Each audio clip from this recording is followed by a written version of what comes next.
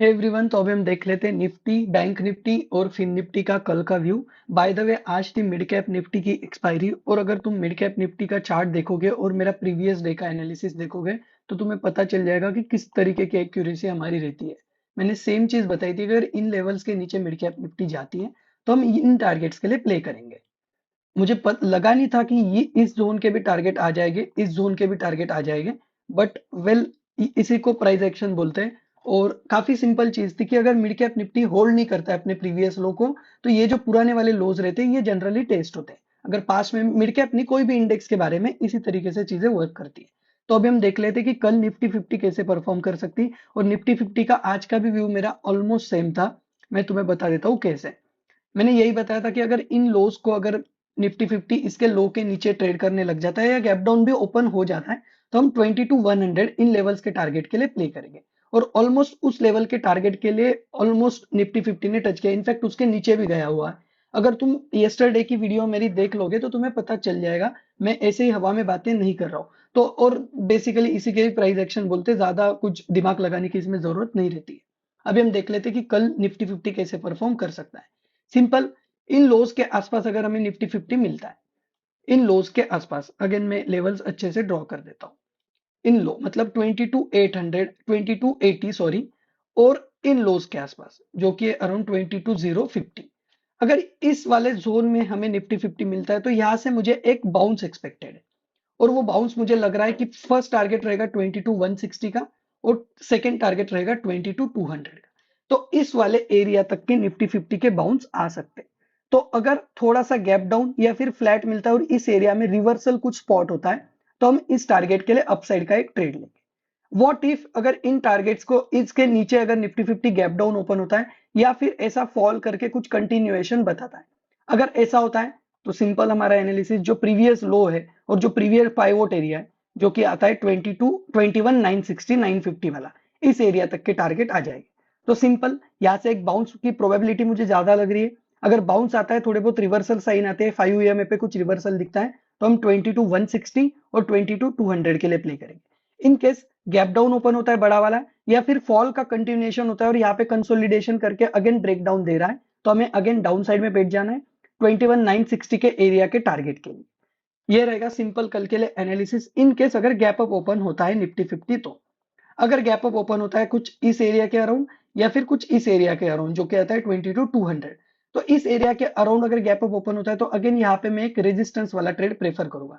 अगर यहाँ पे आता है तो यहाँ से एक सेल साइड का ट्रेड में लेना प्रेफर करूंगा। इन केस यहाँ पे कंसोलिडेशन करता है और ब्रेकआउट देता है, तो हमारा रेजिस्टेंस वाले ट्रेड का स्टॉप लॉस हिट हो जाएगा और फिर इस एरिया तक के टारगेट आ जाएंगे।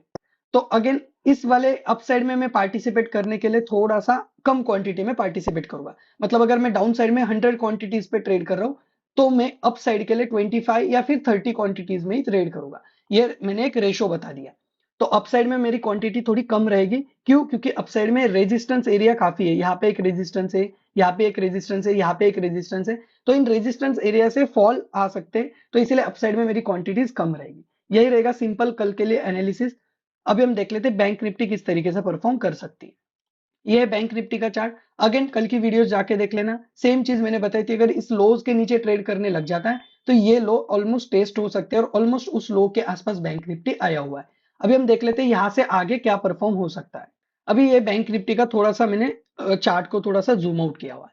अगेन इन लोज को अगर बैंक निफ्टी होल्ड करता है, जिसकी प्रोबेबिलिटी मुझे लगती है, तो यहाँ से एक बाउंस मुझे एक्सपेक्टेड है। लेकिन उस बाउंस के टारगेट ज्यादा बड़े नहीं रहेंगे।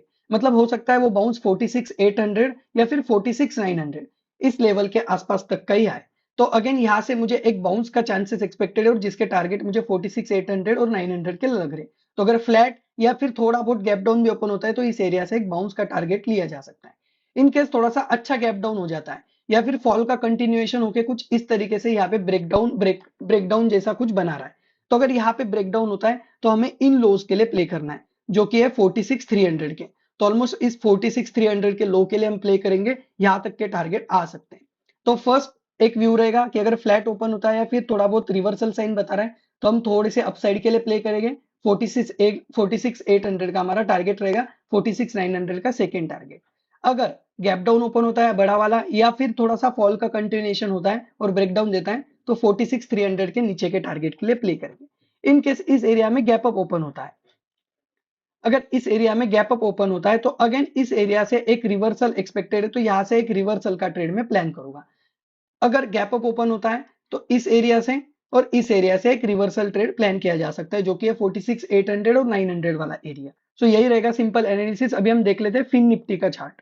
फिन निफ्टी का chart as compare to bank Nifty थोड़ा सा स्ट्रॉन्ग लग रहा है, मतलब बैंक निफ्टी ज्यादा वीक है as compare to Fin Nifty.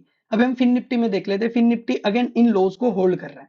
अगर फिन निफ्टी इस एरिया से आता है, यहाँ से यहाँ पे थोड़ा सा फ्लैट ओपन होता है या फिर थोड़ा बहुत निगेटिव होके इस एरिया को रिक्लेम करता है, तो अगेन यहाँ से एक मुझे बाउंस एक्सपेक्टेड है, जो कि रहेगा अराउंड 20,720 इस वाले एरिया तक का।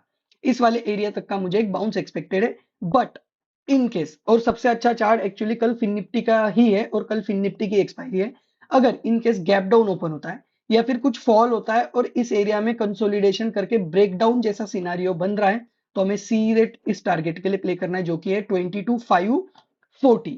और सेकेंड टारगेट जिसकी भी मुझे प्रोबेबिलिटी लग रही, जो कि है ये वाला एरिया, तो ये वाले एरिया तक के भी लो कल टेस्ट हो सकते हैं। तो मतलब फर्स्ट टारगेट रहेगा हमारा 20,540 और सेकेंड टारगेट रहेगा 20,500 के आसपास का एरिया। तो कल अच्छा खासा चार्ट है। अगर गैप डाउन ओपन होता है या फिर फॉल का कंटिन्यूएशन होता है तो हमें नीचे के साइड बैठना है, या फिर छोटा मोटा गैप अप ओपन होता है या फिर फ्लैट ओपन होता है तो, और अगर रिवर्सल साइन दिख रहे हैं तो हमें अपसाइड के लिए बैठना है। यहाँ पे भी ऊपर आराम से 100-120 पॉइंट्स आराम से मिल सकते हैं। इन केस अगर यहाँ पे गैप अप ओपन होता है इस एरिया में या फिर इस एरिया में और थोड़ा सा ऊपर जाके कुछ रिवर्सल साइन बता रहा है, तो यहाँ से अगेन एक रेजिस्टेंस ट्रेड लिया जा सकता है। यहाँ से एक रेजिस्टेंस ट्रेड तुम ले सकते हो, जिसके लिए फिर से ये वाले टारगेट हमारे ओपन हो जाएंगे। बट इन केस इस रेजिस्टेंस ट्रेड के हमारे स्टॉप लॉस हिट होते हैं, मतलब यहाँ पे रेजिस्टेंस लेता है और यहाँ से ब्रेकआउट कर देता है फिन निफ्टी। अगर ब्रेकआउट करता है तो हमें इस ब्रेकआउट में भी पार्टिसिपेट करना है। जैसे कि मैंने बताया हुआ है, अगर एक्सपायरी का कोई इंडेक्स है तो उसमें शॉर्ट कवरिंग से ब्रेकआउट उस दिन के लिए सस्टेन किया जा सकता है। तो अगर यहाँ पे ब्रेकआउट होता है तो हमारा जो रेजिस्टेंस एरिया है उसका स्टॉप लॉस हिट हो जाएगा उस ट्रेड का, लेकिन हम इस ब्रेकआउट में भी पार्टिसिपेट करेंगे और ऑलमोस्ट इस टारगेट के लिए हम प्ले करेंगे, जो कि 20,760 और ये वाला टारगेट जो कि 20,800 के आसपास का। तो इस टारगेट के लिए भी हम प्ले कर सकते हैं, जो शॉर्ट कवरिंग से एक्सपायरी वाले इंडेक्स में आना पॉसिबल है। तो अगेन सिंपल व्यू रहेगा, यहाँ पे अगर ब्रेकआउट करता है तो हम अपसाइड के लिए भी प्ले करेंगे, रेजिस्टेंस लेता है तो हम डाउन साइड के लिए प्ले करेंगे।